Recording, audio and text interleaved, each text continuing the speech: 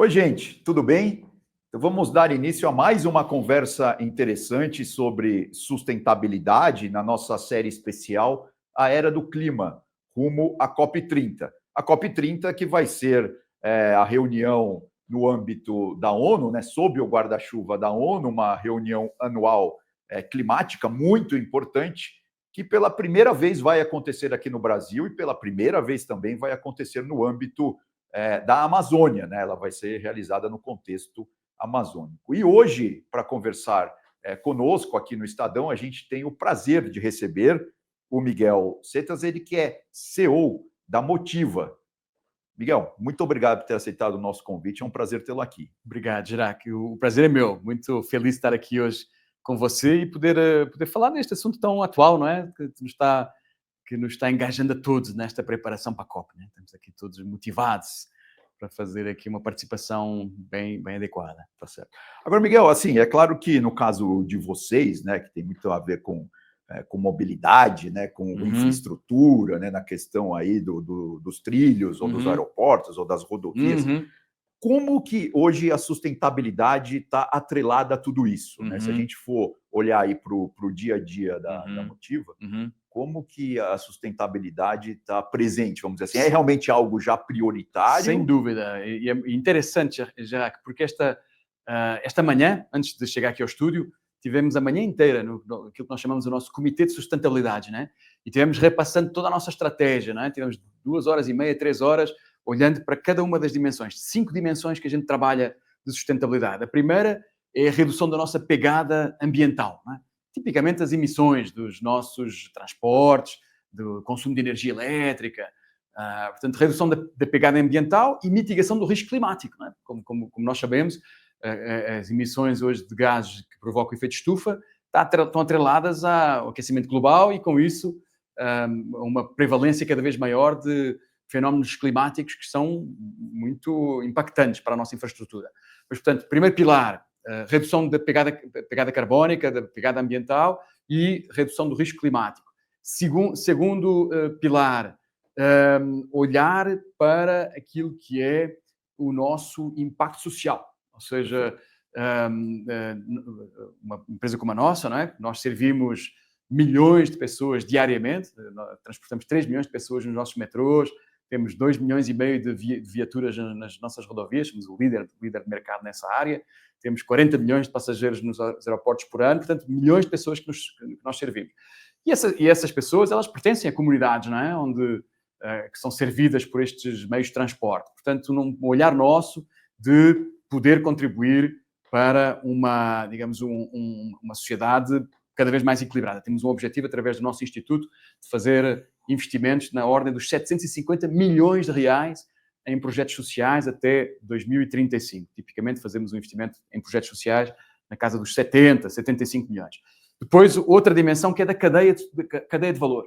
Nós trabalhamos com muitos parceiros, muitos fornecedores e, portanto, nós queremos que essa cadeia de valor ela seja sustentável. Ou seja, os nossos parceiros, as empresas que trabalham para a Motiva, elas têm que ter práticas sustentáveis. Não é? Portanto, temos objetivos de levar connosco, não é? Trazer connosco nessa jornada de sustentabilidade as empresas que fazem parte da cadeia de valor.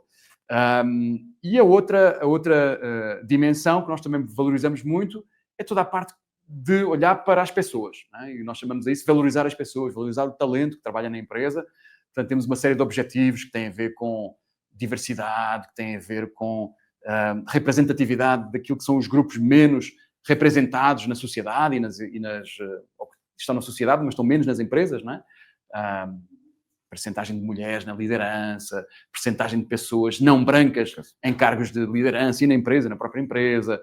Portanto, toda uma políticas afirmativas, não é? Para trazermos um equilíbrio maior na representatividade interna. E depois uma última prioridade nestas 5, não é? Que é o estimular uma cultura que nós chamamos uma cultura de integridade e segurança. Segurança é básico para a nossa atividade. O nosso objetivo é transportar as pessoas em segurança, não é? E preservar a integridade física das pessoas que são transportadas nos nossos meios, nas nossas infraestruturas. Portanto, segurança é um elemento fundamental. E integridade faz parte da nossa cultura. Nós temos uma cultura baseada em 3 Is, né? Integridade, integração e impacto. que é algo que é fundamental hoje no mundo das empresas que querem preservar a sua reputação, não é? Portanto, integridade em várias dimensões, mas naturalmente também na dimensão ética, não é? E, portanto, isso é um elemento que nos motiva muito. Mas voltando aqui um pouco às dimensões tradicionais, não é? O E de ambiental, não é? O S de sociedade, portanto, voltamos aqui aqueles primeiros pilares. Digamos, uma atividade muito forte, ou um empenho muito forte, em descarbonizar a nossa atividade. É isso que eu queria entender, assim, se isso puder aí. dar algum exemplo prático para as pessoas.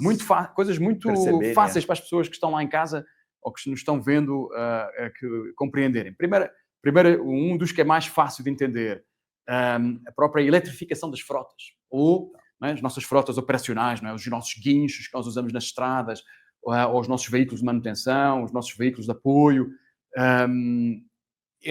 Hoje nós temos um objetivo de basicamente usar 100% de biocombustíveis, não é? Ou seja, ter a nossa frota totalmente flex, não é? E usar biocombustíveis sempre que possível. Às vezes algumas regiões do país não têm abastecimento de biocombustível, mas sempre que é possível usamos biocombustível. E estamos aí para cima de 90% já, a nossa frota já é uma frota flex. E uma parte ainda... Flex é etanol e gasolina, não é? Portanto, e já pode ser, aliás, triflex, não é? Que é o elétrico, não é? O etanol, gasolina, e a gasolina. Tá. E, portanto, nós estamos neste momento fazendo eletrificação da frota, gradualmente. Temos agora novas concessões que nós ganhámos o ano passado, concessões, uma no Paraná e uma em São Paulo. Já estamos nesta instalação de novas concessões, não é? Novos serviços. Já estamos começando com frota elétrica. Sei lá, guinchos leves, por exemplo. Alguns equipamentos não estão disponíveis ainda comercialmente no mercado. Não é? Você não tem veículos pesados elétricos, por exemplo. Não é? Mas os guinchos leves, por exemplo, já estão sendo comprados. Compramos agora 11 guinchos leves para uma das nossas concessões novas para começar já com frota eletrificada. E outra dimensão que é muito fácil também de compreender é a energia elétrica. Não é? Nós tínhamos um objetivo de chegar a 2025 com 100% da nossa energia que nós consumimos nos nossos meios de transporte, vinda de fontes renováveis, antecipámos um ano. Em 2024 já temos 100% de energia renovável. Fizemos um acordo com o grupo Neoenergia, enfim, com a Energia, e atua em alguns estados, em particular do Nordeste, não é? Como distribuidora, e tem investimento em energia renovável. Portanto, nós hoje somos sócios da Neoenergia numa usina eólica no Nordeste, no Piauí, não é? E essa usina, ela consegue, através da energia que nós compramos dessa usina, abastecer 60% do nosso consumo. Portanto, só de uma fonte ali, nós temos 60% do nosso consumo já totalmente renovável. E depois tivemos, o ano passado, compra de créditos de carbono. Fomos os primeiros a fazer uma transação na B3, não é? Com compra de créditos de carbono. Comprámos 67 mil toneladas atrelados à gestão florestal na Mata Atlântica, com o grupo das reservas Votorantim, né? E foi a primeira transação registrada na B3 de compra de créditos de carbono. Reservas Votorantim, que fica aqui no sul do estado de São Paulo, né? A grande parte. Sem dúvida, exatamente, é isso aí. A divisa com o Paraná. Com o Paraná, e portanto com uma presença grande, né? Centrado no bioma da Mata Atlântica, que, como sabemos, enfim, um dos 6 biomas nacionais, que é tão importante para o equilíbrio ecossistémico. E, portanto, são 3 exemplos, não é? Biocombustíveis na frota, eletrificação da frota, uso de energia elétrica. Você pode perguntar, mas energia elétrica por que é tão relevante?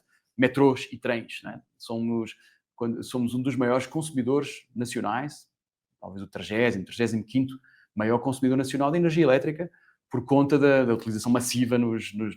De todas as linhas que vocês operam. Nós temos 4 linhas em São Paulo, né? A linha 4, amarela, que é, enfim, a melhor linha de metrô da América Latina, e está ao nível de qualquer cidade europeia, asiática, né? A linha amarela é a referência mundial. Para quem não é de São Paulo e está nos acompanhando, passa, por exemplo, pelo estádio do Morumbi. Verdade. Enfim, E a linha 5, né? E a linha 5 lilás, né? A linha 5 lilás. E depois temos a 8 e a 9, que são linhas mais recentes, né? Que estavam na iniciativa pública. Nós estamos agora, enfim, integrando. A linha 5 lilás que passa por Santo Amaro. Certo. Para quem está fora é bom saber essas referências. E depois em Salvador temos o Metro Bahia, operamos o Metro Bahia, e no Rio de Janeiro operamos o VLT Carioca. Né? São as 6 linhas que nós operamos e transportamos 2,5, depende um pouco, 2,5, 3 milhões de passageiros por dia. Eu às vezes faço essa comparação, Eduardo, que Brasília tem 3 milhões de habitantes, né? Brasília. Salvador tem 2,9 milhões de habitantes. Exato. Portanto, nós pegamos todos os dias no equivalente a uma cidade como Brasília e transportamos nos metrôs e nos trens.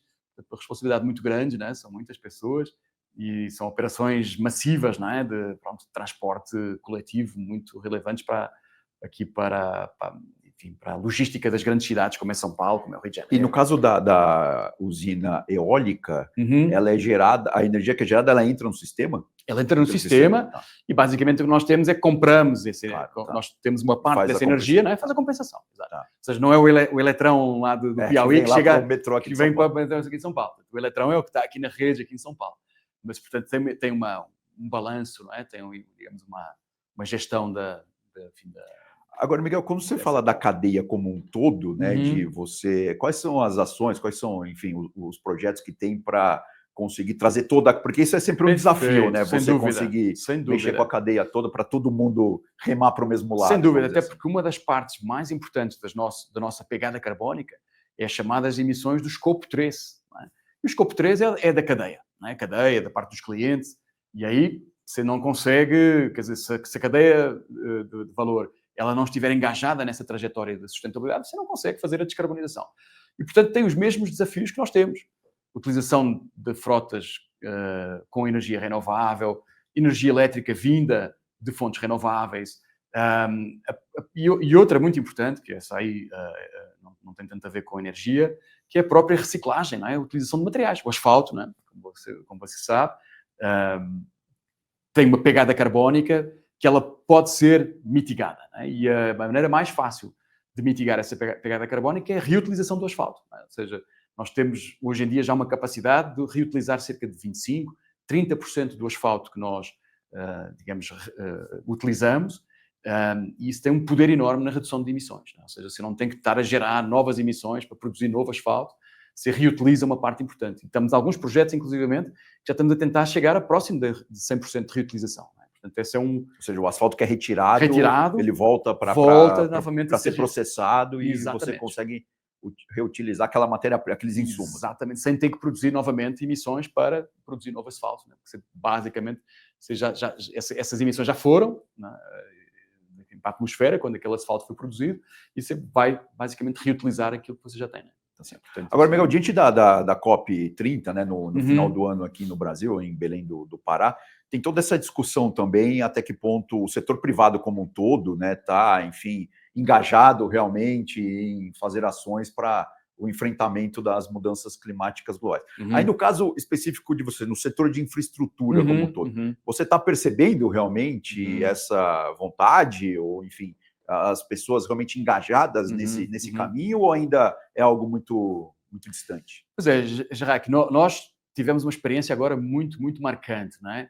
No setor de infraestrutura, correspondendo a um desafio que o presidente da COP, o embaixador André Correia do Lago, lançou junto de uma associação muito, muito credenciada na sustentabilidade, na CBEDS, e o presidente da COP ele pediu a 5 setores, né? O setor dos transportes é um deles, para que nós pudéssemos levar ao governo aquilo que são as propostas, não de uma empresa separada, isoladamente, mas do setor como um todo. Né? E aí tivemos...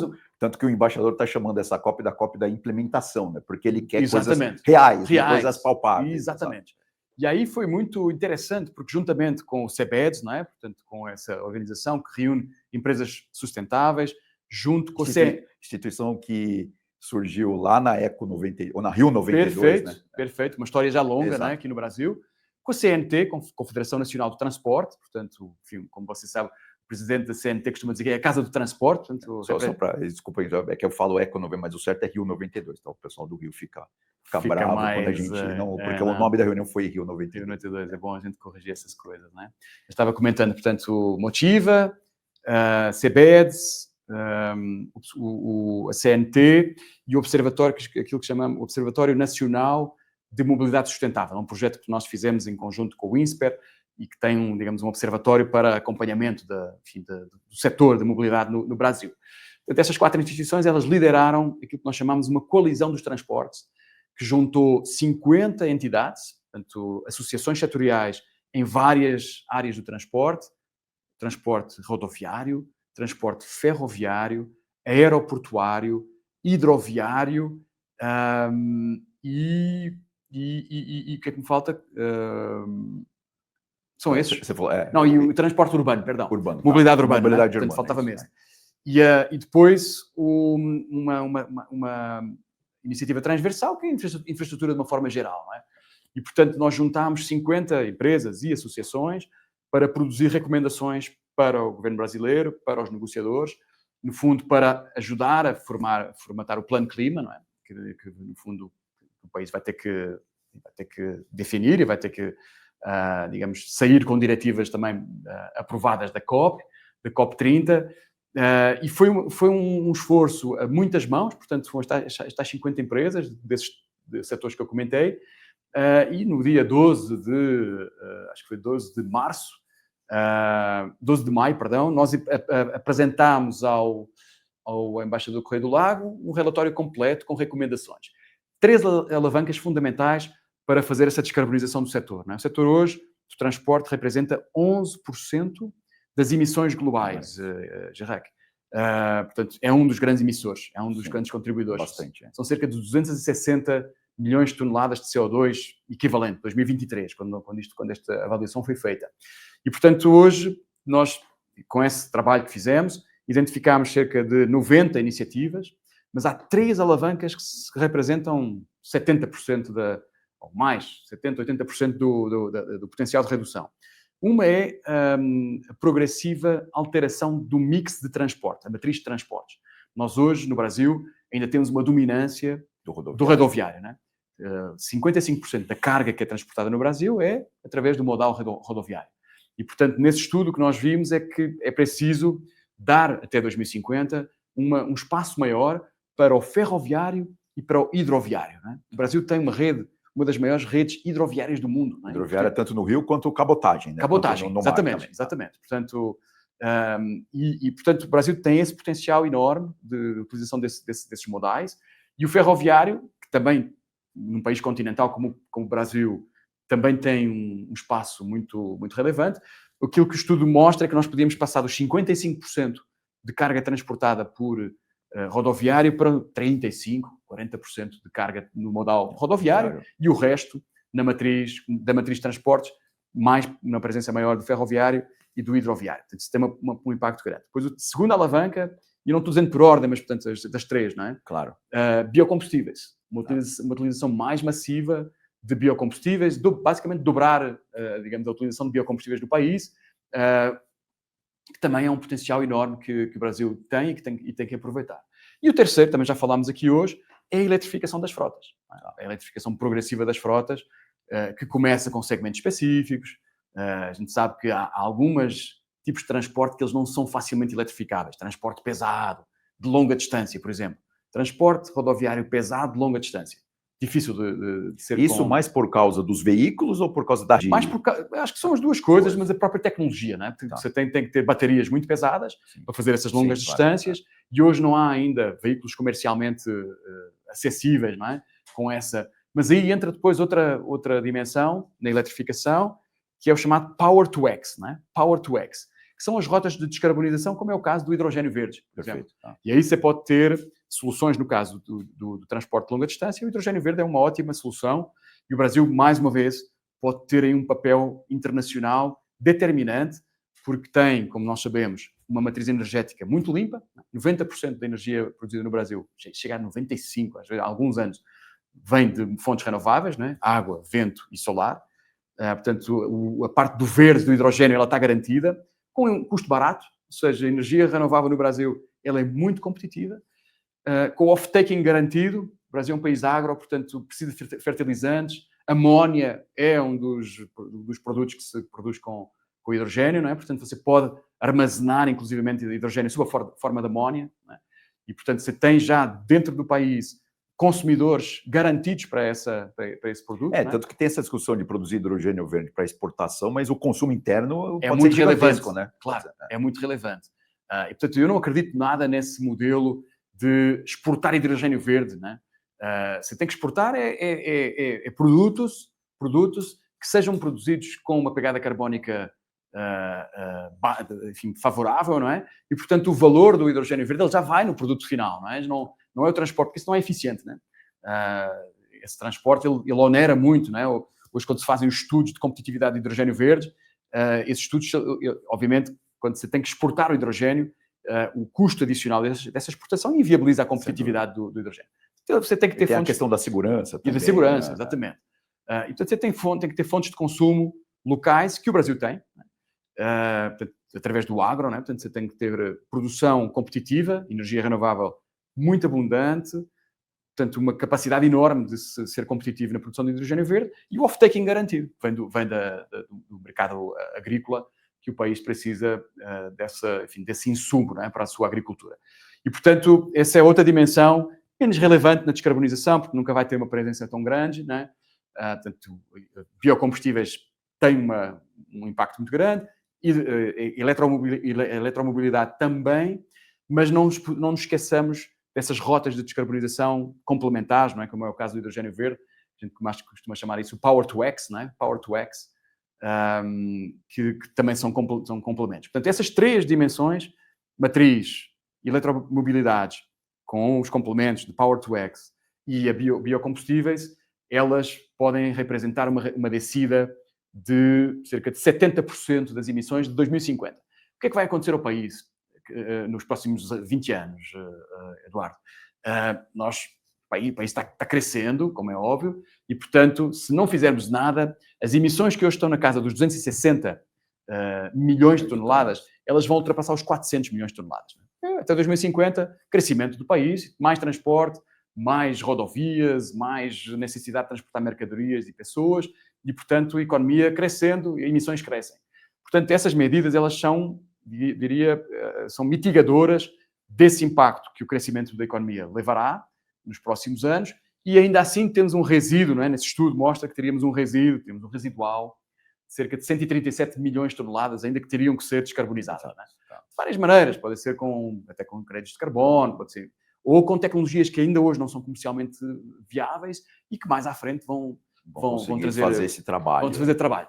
O próprio diesel verde, há uma série de tecnologias, o biometano, não é? Uma série de tecnologias que hoje ainda são mais embrionárias, mas que podem ter impactos cumulativos, não é? E que ao longo do tempo chegamos a 2050 com esse caminho feito.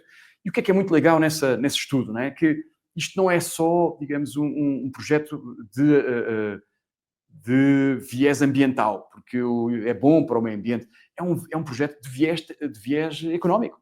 Ou seja, isso foi um estudo até que a própria BCG fez lá atrás.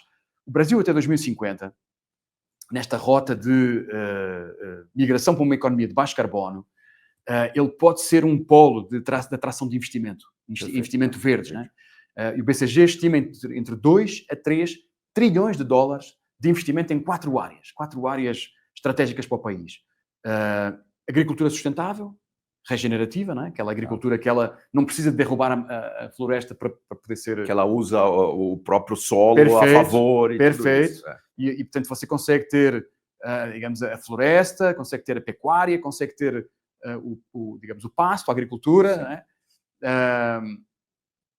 Portanto, agricultura sustentável, indústria verde, né? Cimento, aço, são indústrias que são intensivas em consumo de energia, elas têm uma pegada carbónica pesada, e o Brasil, por ter uma matriz energética mais limpa, consegue ter... Pode dar uma suavizada.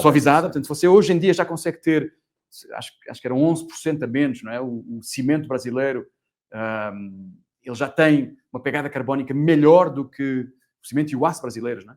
Já tem uma pegada carbónica melhor do que noutros países, porque temos uma matriz energética mais limpa. Mas, portanto, indústria, agricultura, mercado de carbono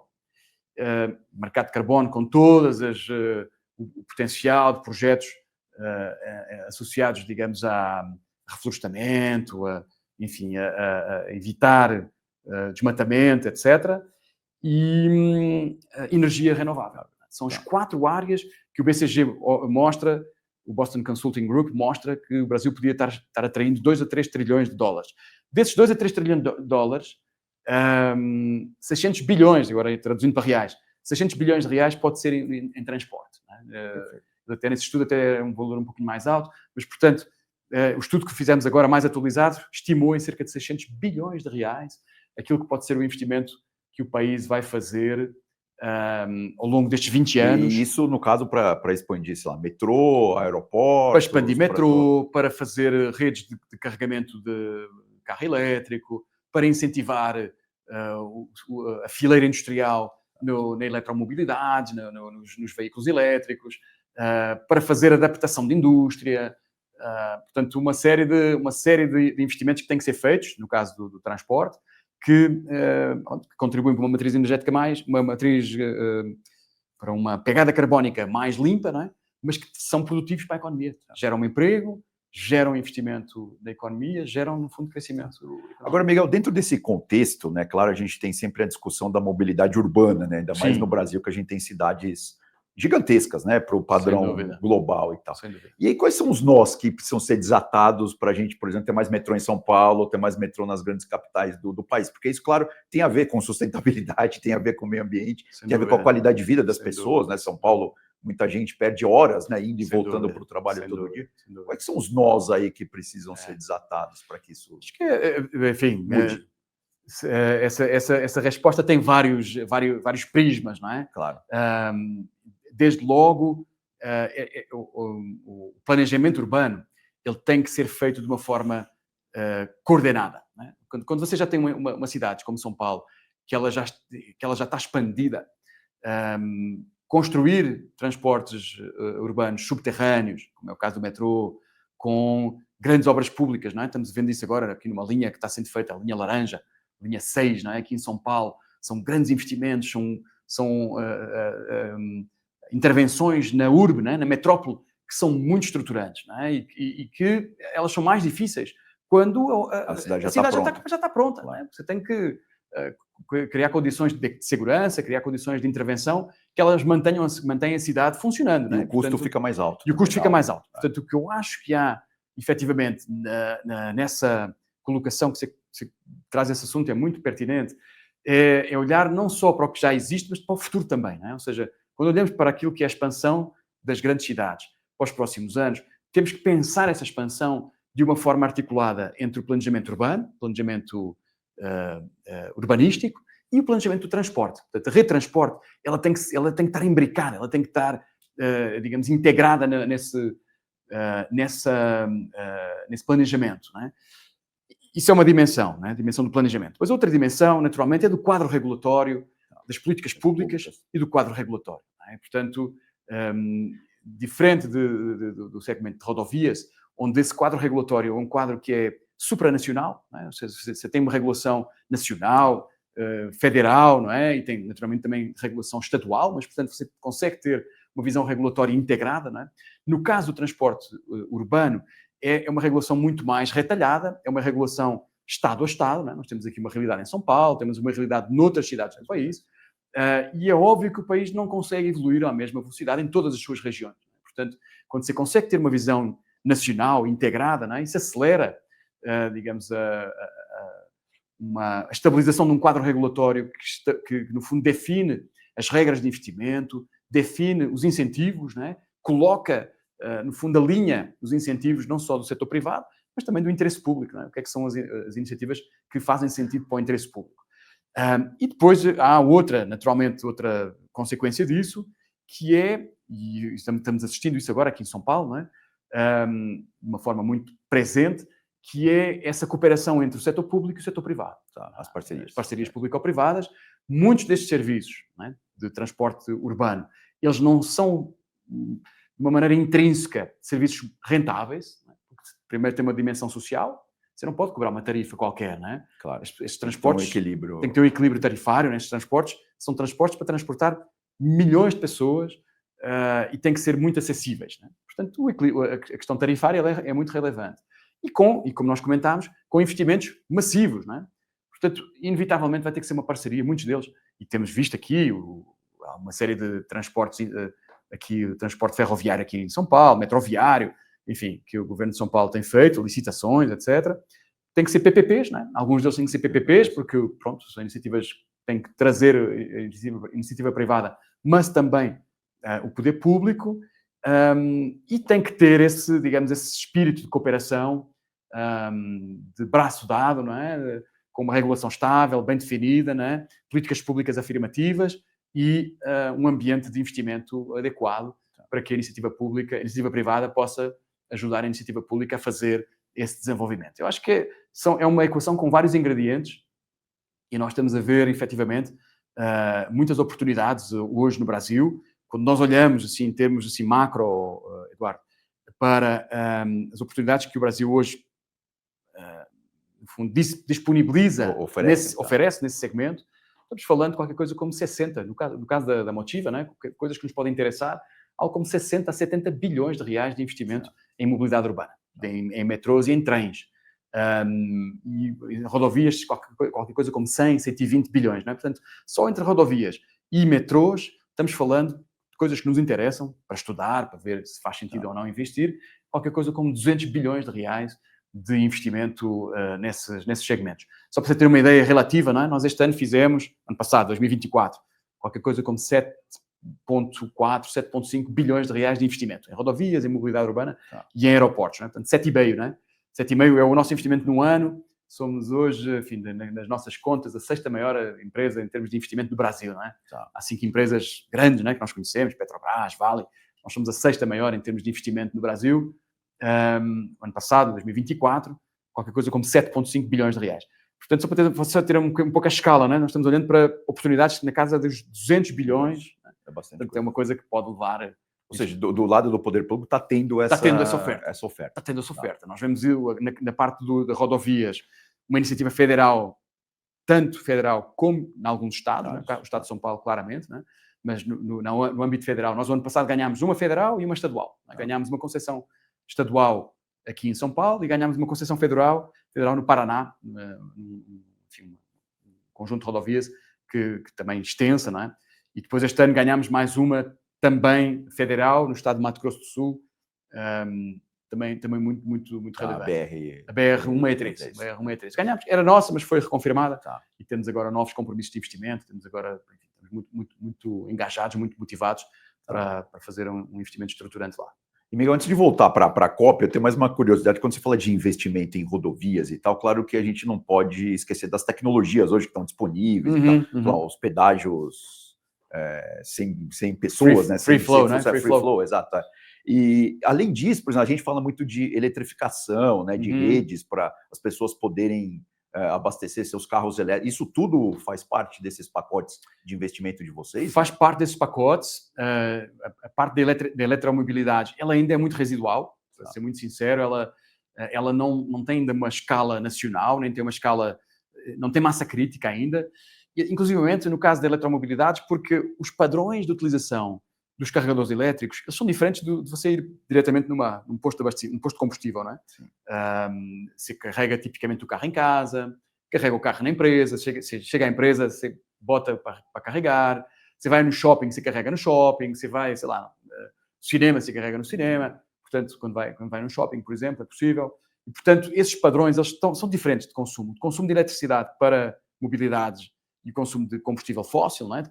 Enfim, como gasolina ou mesmo combustível renovável, como é o etanol, eles são padrões diferentes e, portanto, nós não podemos fazer aquele raciocínio, agora todos os postos de combustível têm que ter um carregador elétrico. Não é por aí. Não é por aí. E, portanto, estamos estudando quais é que são os padrões. Às vezes são frotas que querem fazer, sei lá, frota de táxi, que quer fazer em Guarulhos, centro da cidade de São Paulo, né? Vai ter um carregador lá em Guarulhos e vai ter um carregador em alguns locais em São Paulo, por exemplo. Portanto, esses modelos de eletromobilidade, eles são diferentes dos postos de combustível, mas aí, efetivamente, não temos ainda os incentivos estabelecidos para escalar esses investimentos.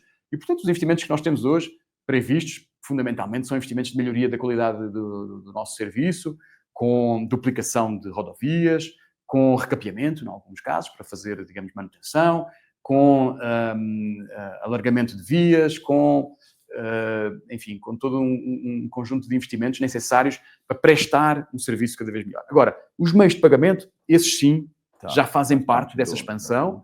Não é? Portanto, você mencionou a questão do free flow, é uma das tecnologias. Não é? nós temos um objetivo de chegar a 2026, eu costumo dizer, sem dinheiro, sem recolha de dinheiro em espécie, né? Tá. Mas eu sei que é muito, enfim, é uma aspiração muito utópica, né?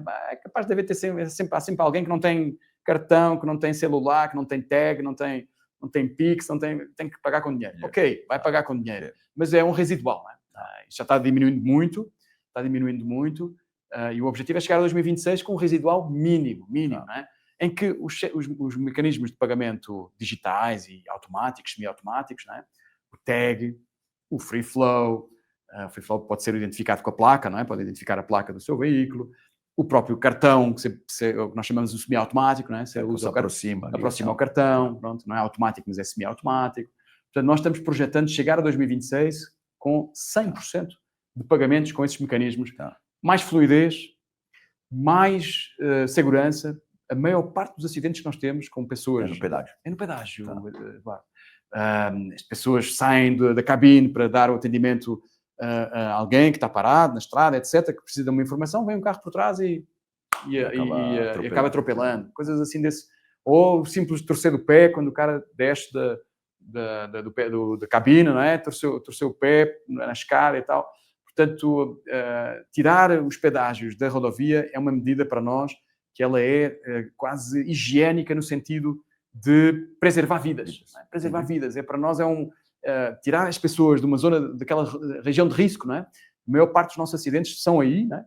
Ou em coisas, às vezes, temos agora, com alguns casos, infelizmente, pessoas que estão no acostamento, estão fazendo trabalhos de manutenção na rodovia e há alguém à noite que está dormindo no volante, não é? E que acaba por colidir com essas equipes que estão trabalhando. Já tivemos alguns casos desses. Portanto, o nosso trabalho, isso aliás também no âmbito da sustentabilidade, é zerar acidentes. O nosso objetivo em termos de segurança é não ter acidentes e, mais do que isso, acidentes com fatalidades, então esses são totalmente... que nós queremos que sejam totalmente evitáveis, não só com os nossos colaboradores, não é? Mas também com os nossos parceiros. Não é? Portanto, esse é um dos nossos objetivos. E, portanto, os meios de pagamento, eles têm aí um papel importante também na segurança, Eduardo, que é às vezes pode parecer assim uma coisa meio, mas porquê isso? Porque a prevalência de acidentes hoje dá-se nesses locais. Depois há outros fatores induzidos, não é? A questão das emissões. Quando você para o carro e se arranca novamente, não é? No para-arranca, não é? Que ele para, freia e volta a acelerar. É quando você tem mais emissões de CO2, não é? Verdade. E, portanto, você ter um trânsito mais fluido, não é? Que não para no pedágio, vai ter também um efeito induzido, não é? Não é muito grande, mas um efeito induzido nas emissões Tem outra coisa que eu vou acrescentar, que é a responsabilidade dos motoristas também, né? Porque a gente vê muita coisa sendo feita de forma errada nas estradas no Brasil. Claro. Não, todos nós temos que Ainda agora nós aprovámos uma política dentro da empresa, ontem. A utilização do celular, não é? É um dos principais motivos que gera acidentes, não é? Numa empresa como a nossa, em que os nossos colaboradores eles passam o dia na estrada, não é? Correndo o país de um lado para o outro, não é? Porque tem que prestar serviço, tem que fazer... Nós estamos colocando uma política para evitar acidentes com o uso do celular, com distração, não é? Portanto, tem que ter Bluetooth, tem que estar numa região que não tem risco, tem que ser um telefonema urgente, coisas assim, enfim, isso é mais uma questão de política interna, não é? Mas só para ilustrar que o tipo destas coisas são coisas que nos preocupam diariamente para a gente preservar vidas, né? Para a gente salvar vidas. Entendi. Agora, Miguel, infelizmente a gente está chegando ao final aqui da nossa conversa. Que pena, passou tão rápido. Eu olhei 3 vezes para o relógio aqui, mas tá certo a minha conta. E aí eu tenho uma última pergunta para o cidadão Miguel. Né? Uhum. Por exemplo, o que o cidadão Miguel espera dessa COP29? Qual que é o legado que COP30. Desculpa, COP29 foi ano passado em Baku. A COP30, o que o cidadão Miguel espera, né? Como legado, por exemplo? Que legal. Assim, para já é muito bom você fazer essa pergunta, que eu estou no Brasil, enfim, o sotaque denuncia, não é? Sou português, estou no Brasil há 18 anos, não é? Portanto, viu o país nos últimos 18 anos crescer e desenvolver-se e dar cada vez mais atenção a esta pauta da sustentabilidade. E eu tenho, enfim, a minha equipe que trabalha comigo sabe isso, não é? Eu tenho uma admiração muito grande pelo país. pelo aquilo que são os ativos ecológicos do Brasil, não é? O Brasil, costumo dizer, o Brasil tem a maior floresta tropical do mundo, não é? A floresta Amazônia. Tem a maior reserva de água potável do mundo, 15% de toda a água potável. Você imagina o que é um país que tem 15% de toda a água do mundo, né? O mundo tem 200 países, né? Há um país no mundo que tem 15%. É a mesma coisa que a gente dividir, se for 15% daria para 7 países, né? Se todos tivessem 15, daria para 7, né?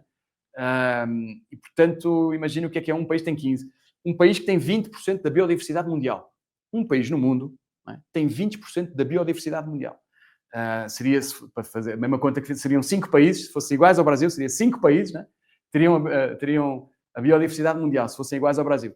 São 200, né? Portanto, o que é que mostra? O Brasil tem, digamos, uma posição no mundo em termos do seu potencial ecológico e da sua dimensão climática, que é inigualável. As pessoas às vezes não param para pensar, mas sei lá, guardar as devidas proporções, o Brasil é quase o tamanho da Europa. Claro. Porque se você sair daqui e for até Fortaleza, é mais ou menos a mesma distância que Lisboa a Moscou. Moscou, é isso aí. Não, eu penso assim, a gente faz esse raciocínio muitas vezes até com os estados, não é? Sei lá, sim. O estado do Pernambuco é parecido com Portugal, por exemplo, dimensão de metragem, não é? A quilometragem.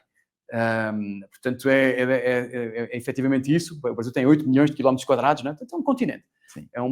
Não é um país simplesmente, é um continente. O que nesta questão do transporte ainda dá um desafio, complica mais, um desafio maior. Mas, portanto, voltando à questão da COP, né? Portanto, o país que tem tudo isso, né? O país que tem a matriz energética mais limpa das grandes economias no mundo, né? Do G20, né? Você pega na matriz energética brasileira, 90% da energia é renovável, né? Com água, toda a água que a gente tem nas grandes hidrelétricas, enfim. E agora também já com o solar e com o eólico. E, portanto, esse país, ele não está na segunda fila das mesas de negociação. Esse país está na cabeceira das mesas de negociação. Está à cabeça, né? Está na cabeça das mesas, né? Geralmente quem está na cabeceira paga a conta, paga né? A conta, é verdade. Neste caso, até vamos organizar a COP, né? Estamos pagando a COP aqui. Mas, portanto, e o Brasil tem toda essa propriedade, tem todo esse crédito e vai ter a oportunidade neste cenário mundial que nós estamos vivendo agora, em que a crise climática ela é cada vez mais evidente. Eu acho que mesmo os céticos, não é? Quando veem aquilo que acontece no Rio Grande do Sul ano passado, quando viram aquilo que aconteceu há 2 anos no litoral norte aqui... Tivemos os incêndios em Los Angeles, os incêndios em Los Angeles, na Califórnia. Né? Os próprios incêndios aqui no Brasil, no Pantanal. Os fenómenos climáticos que tivemos aqui em São Paulo, os 3 eventos climáticos muito poderosos que tivemos aqui em São Paulo, que deixaram a cidade às escuras durante dias e dias seguidos, com árvores tombadas. Eu cheguei ao meu bairro, tinha dezenas de árvores tombadas no chão, né? Nunca vi isso na minha vida, sinceramente, coisa nova. E, portanto, estamos num cenário que eu acho que ninguém tem dúvidas que o mundo mudou. E, portanto, 2 estratégias. Mitigação, reduzir emissões, mas vai levar tempo. Falámos há pouco, né? 2050, leva décadas, né? Para você reduzir emissões de uma economia que está baseada no carbono. Pronto. Portanto, é uma jornada de adaptação. Né? Adaptação que é, no fundo, temos que estar com planos de resiliência climática, não é? Temos que ter investimentos em resiliência para nos protegermos. Não é? Nós vimos imagens do metrô de São Paulo inundando com uma chuva. Não é? Você viu algumas estações completamente inundadas, não é? Cheias de água, por causa de uma chuva um pouco mais intensa e tal. Pô, não dá para ser assim. Não é? Portanto, nós temos que proteger as cidades, as nossas infraestruturas, para elas estarem... Só para você ter uma ideia, eu tive a ver esses números hoje de manhã. Vanessa, esta informação é recente, você nem tem essa informação. Nós temos 5.000... Olha bem este número, Eduardo. 5.000 planos de resiliência climática. 5.000 planos de resiliência climática. 4.900. Entre metrôs, rodovias e trilhos, rodovias e aeroportos. A maior parte é rodovias. Porquê? Cada quilómetro tem que ter um olhar específico, né? Você pode ter que reforçar um talude, você pode ter que fazer alguma elevação da cota, né? Aquela rodovia ela inunda com frequência, ela tem que ser elevada, você tem que plantar floresta ou vegetação para reforçar a retenção de terras, o que seja, né? Então, nós temos 5.000, só para você ter uma ideia. Nosso objetivo era chegar ao final do ano com esse mapeamento todo feito, estamos fazendo isso, né? Ainda não estão todos concluídos, mas até o final do ano teremos 5.000 planos de resiliência climática, individualizado, quilómetro a quilómetro, né? Cada quilómetro o que é que tem que ser feito para Isso é muito importante nessa lógica da adaptação. Ou seja, como é que a infraestrutura ela se torna mais resiliente? Como é que o Eduardo, cliente do Miguel, ele vai ter o melhor serviço e não é por causa de uma chuva mais forte, uma tempestade, um vendaval, que você vai ficar impedido de utilizar o transporte que eu tenho obrigação, não é? Porque sou concessionário público, porque gero uma empresa de concessão pública, de fornecer com qualidade, não é? Portanto, esse é um debate que a sociedade vai ter que fazer, não é? Que é que investimento é que nós vamos ter que suportar como pagadores de impostos, não é? Para que a nossa infraestrutura tenha mais qualidade. Dê conta do recado. Dê conta do recado. Pronto, esse debate vai ter que ser feito. Portanto, mas voltando um pouco à questão da COP, que eu acho que é aí que você queria centrar e que estamos muito animados com isso, é uma COP que ela será a COP da floresta, seguramente. A COP que será a COP da biodiversidade, a COP da floresta, não é? Da preservação da floresta. Nós precisamos da Amazónia de pé. Nós precisamos da Amazónia de pé. O mundo sem a Amazónia é um mundo mais quente. O mundo sem a Amazónia é um mundo que vai ter, digamos, um impacto climático muito maior. Mudanças drásticas, né? No isso não significa, Eduardo, para ser muito claro, de chuvas. Não significa que nós não tenhamos que monetizar o ativo ecológico. A ecologia, à ecologia estão associados serviços, chamados serviços ecossistémicos. Serviços ecossistémicos. Esse valor da bioeconomia, ele é muito relevante para a economia brasileira. Portanto, eu não advogo nada que nós não podemos e não devemos monetizar, até porque as populações que moram nessas regiões, não é? A gente ouve sempre muito falar sobre isso, há 30 milhões de pessoas que moram na Amazónia, etc. Portanto, essas populações, elas precisam de ter renda, elas precisam de ter, digamos, um equilíbrio social que lhes permitam viver na floresta e não à custa da floresta. Portanto, à custa de derrubar a floresta. Antes do jornalismo, eu fiz biologia, né? Fiz até um mestrado em oceanografia e eu já estudei essa questão da valorização do mangue. Claro. Você tirar um manguezal, por exemplo, porque o manguezal é o berçário, né? De várias espécies e tal. Isso não tem preço. Não tem preço, sem dúvida. E, portanto, a Amazónia hoje é um dos maiores, se não o maior, eu diria que é o segundo maior, porque o maior é precisamente, agora estava-me lembrando, o maior é precisamente o fitoplâncton e digamos, o bioma marítimo dos oceanos, né? O segundo maior banco de carbono é a floresta amazónica. Portanto, nós temos que trabalhar para preservar a floresta, mas tornando a floresta, digamos, economicamente agregadora. Né? A floresta, os biomas, eles têm que ser economicamente agregadores para que o país se desenvolva à custa disso. Portanto, COP30 eu estou esperando que seja uma COP centrada digamos, na floresta. Estou esperando que seja a COP dos povos originários, a COP que vai olhar para as populações indígenas. Estou esperando que seja a COP da água, com ênfase na gestão da água, não é? Ou seja, nós sabemos e nós vimos os rios do Nordeste, do Norte e do Nordeste, em processos muito fortes de estiagem, né? De seca. Portanto, a gestão da água ela é fundamental para o equilíbrio do meio ambiente e para o nosso próprio equilíbrio como cidadãos. Estou esperando que seja a COP, como está sendo colocado, da materialização e da implementação dos mecanismos de compensação para o sul global. Não é? Ou seja, nós estamos no hemisfério sul, sabemos que grande parte das emissões que foram injetadas na atmosfera, elas foram injetadas pelo hemisfério norte, pelos Estados Unidos da América. Desde a Revolução Industrial. Perfeito. Pela Europa. Portanto, não dá para ignorar esse histórico e, portanto, o Brasil tem que ser ressarcido. Brasil, todas as economias que estão no sul global, não é? Para que possa, de uma certa forma, ser compensado, não é? E há mecanismos que estão hoje na regulação ambiental para que isso aconteça, não é? E eu acho que vai ser também, naturalmente, porque tudo isto precisa de financiabilidade, não é? Tudo isto precisa de finanças. Também uma COP em que a questão do green finance, não é? Portanto, das finanças verdes, não é? Como é que nós mobilizamos capital que seja, digamos, massivo, relevante, para uma transformação ecológica, e preservando os preceitos da sustentabilidade. Não é? Portanto, esse capital que tem que ser capital, naturalmente, com uma preocupação de sustentabilidade. E eu acho que até hoje, nós sabemos isso, quer dizer, há um gap ainda entre aquilo que são as necessidades de investimento das transformações sustentáveis, se quisermos, e aquilo que são os balanços dos bancos para poder financiar esses projetos. Claro. Há um gap, não é? Se eu me recordo, há uns anos, olhei para esses números, era tipo 4 trilhões de dólares que ainda faltavam. Exato, falta bastante. Ainda falta dinheiro, não é? Para fazer financiamento verdes. E, portanto, acho que tem tanto assunto, não é? Mas eu gosto das palavras do presidente da COP, que esta COP e a secretária Ana Toni, também eu tenho ouvido muito, tanto o André Correia do Lá como a secretária Ana Toni, na reunião a semana passada ouvi novamente isso, é? Uma agenda de ação. Esta COP é uma agenda de ação, não é? Ou seja, nós já estamos todos um pouquinho, digamos, um pouco, talvez, cansados, não é? De digamos, as COPs que se fazem, não é? Vimos algumas que foram assim, não é?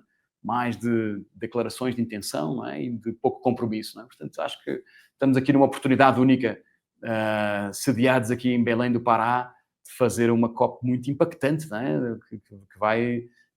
Pode ser um divisor de águas, não é? E para o Brasil também, não é? Acho que o Brasil assume nesta COP, não é? A sua centralidade como uma potência mundial ecológica e climática, não é? Ou seja, é uma presidência que é devida ao país, e acho que seguramente com a liderança que nós temos hoje, não é? André Correia do Lago, Ana Toni, somos duas pessoas que nós respeitamos muito, admiramos muito o trabalho de ambos e achamos que vai ser uma COP muito bem sucedida. Bom, Miguel, espero que todo esse seu otimismo, se 80% virar, já está bom. Eu prefiro, sabe que eu gosto muito, só para terminar, eu gosto muito daquela máxima do Eduardo Galeano, não é? O Eduardo Galeano, uruguaio, grande escritor uruguaio, infelizmente já falecido, não é? Que ele dizia, para que serve o horizonte, não é? Para que serve o horizonte? É como uma utopia, não é? A gente aproxima 10 metros e ele afasta 10 metros. A gente aproxima mais 10 metros e ele afasta mais 10 metros. Mas isso é importante para a gente caminhar, não é? Sem dúvida. A utopia é boa para a gente caminhar. Portanto, mesmo que algumas destas coisas possam soar um pouco utópicas, elas são boas quando a gente coloca metas mais ambiciosas, vamos nos projetar de uma maneira também mais assertiva. Tá certo. Galeano que escrevia muito bem também sobre futebol, mas isso é outro papo. Miguel, obrigado, viu? Obrigado, por ter aceitado o nosso convite, foi realmente muito bom. Obrigado. Muito obrigado. Bom, gente, então essa foi mais uma conversa especialíssima aqui da nossa série especial A Era do Clima, rumo à COP 30. E, claro, toda semana até a COP, uma entrevista, uma conversa, um bate-papo interessante com algum executivo ou executiva, claro, das mais variadas áreas aqui da economia brasileira, tá bom? Então fiquem atentos às nossas redes sociais, ao nosso site, porque, claro, não só essa entrevista, né? O Estadão também está fazendo e vai fazer mais ainda uma cobertura muito especial dessa reunião climática lá em novembro em Belém do Pará, tá bom? Um grande abraço, fiquem bem, até a próxima.